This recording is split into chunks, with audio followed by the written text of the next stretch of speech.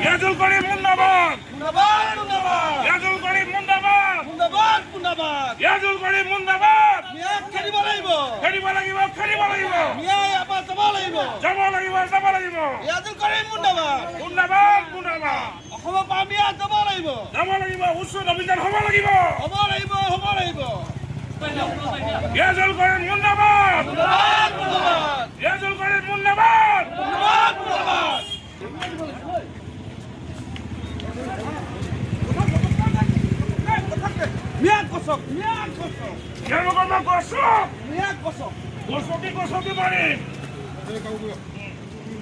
আমি কোনো ৰাজনৈতিক দলৰ নহয়, আমি অসমীয়া হিচাপে আমি ক'ব বিচাৰিছো ৰিয়াজুল কৰিমৰ কি সাহস হ'ল যে আমাৰ উজনি অসমখন সি ম্যালেণ্ড বনাব।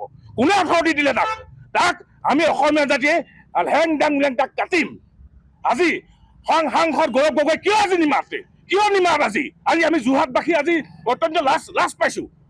আজি বীৰ লাচিতৰ আমাৰ গাত খিৰাই তেজ প্ৰবাহিত হৈ আছে। যদি হেং দাং উলিয়াবলৈ হয় কাটি টুকুৰা কৰি দিম ৰিয়াজুল কৰিমক। কি বুলি ভাবিছে সি? আজি আমি অসমীয়া হয়, আজি মুখ্যমন্ত্ৰী হিমন্ত বিশ্ব শৰ্মা ডাঙৰীয়াই যি উচ্ছেদ অভিযান চলাইছে বহুত ভাল কাম কৰিছে। আৰু জেচিবি চলাওক, উৰাই দিয়ক সিহঁতক, উচ্ছেদ কৰক বাংলাদেশীকে। আমি কোনো আমাৰ ভূমি ম্যালেণ্ড বনাবলৈ আমি নিদো।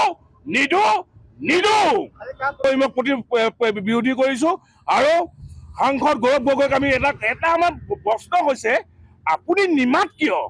আজি আমাৰ ম্যালেণ্ড বনাব বিচাৰিছে, আজি আপুনি নিমাত কিয় আজি আপুনি নিমাতে? আপুনি জনাব লাগিব, ইয়াৰ মীমাংসা আপুনি আমাক দিব লাগিব।